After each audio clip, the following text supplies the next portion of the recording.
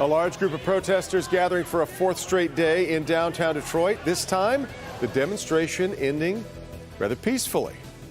Glad you're with us tonight for Local 4 News at 11. We did end up with some arrests, but I think this will go down as a big win for the city tonight, Kim. Indeed it will. Certainly for a few moments, though, it appeared violence could erupt, but organizers of the peaceful protest were able to keep it that way. Let's bring in Jason Colthorpe, who was right in the middle of it all when it happened. Hi, Jason. Good evening.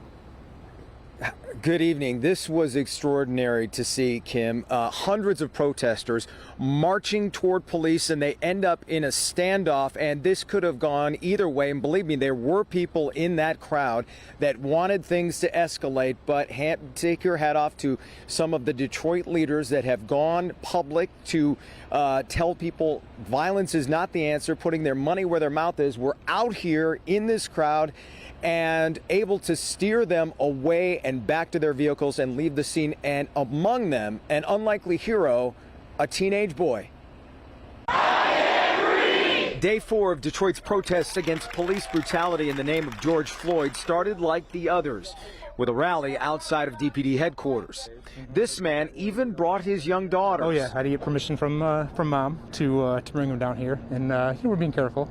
And so I don't think we'll be long, but I think this is something historic, and they need to see it. Some protesters are also growing tired of the city's assertion that outsiders are not welcome at these protests. They don't have a problem with anybody out of Detroit coming down here when there's festivals, concerts, and when they need to make money. But when we're down here protesting something and protesting injustice now, everybody outside of Detroit is the bad guy. What do we want? Justice! The group of 300 to 400 then marched through Corktown, Mexican Town, and returned downtown to combine with another 150 protesters as the city's curfew set in at 8 o'clock. If you're not dispersed, you will be arrested. Waiting for them at the corner of Michigan and 3rd was several Detroit police officers in riot gear. After several tense minutes, We gotta go! organizers rallied the troops to go home peacefully. Let's win! We're winning right now! Veteran Detroit leaders like Pastor Mo and Reverend Wendell Anthony were in the mix diffusing the situation, but they were helped by an unlikely ally, 16-year-old Stefan Perez, who helped keep things calm. We made our impact today. We made our statement. But at the same time, my people are alive. That's all I care about. I'm alive. And then his interview was interrupted by a phone call from... Never a problem. You call me directly, but you're terrific. Thank you. I appreciate everything. And Mayor Mike Duggan. As the mayor, that's... But that celebration was a tad premature as several people were arrested blocks away on Woodward near Grand River.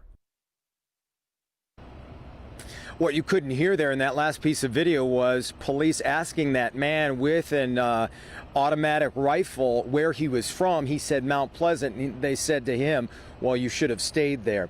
I talked to police tonight. They don't have a definitive number on the number of arrests that happened. They'll say they'll try and get that to us in the morning because the night obviously still going, the curfew's still in effect. But how about this 16-year-old young man, Kim, who helped step in and skirt this crowd to the side instead of toward police? Indeed, certainly a win for the city. Indeed, as we said, Jason, nice to hear that it ended peacefully. What about in the future? Are there any plans for a protest tomorrow?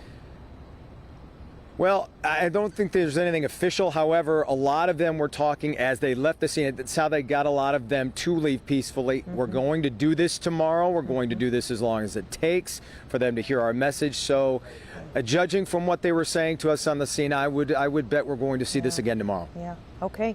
Jason, thank you.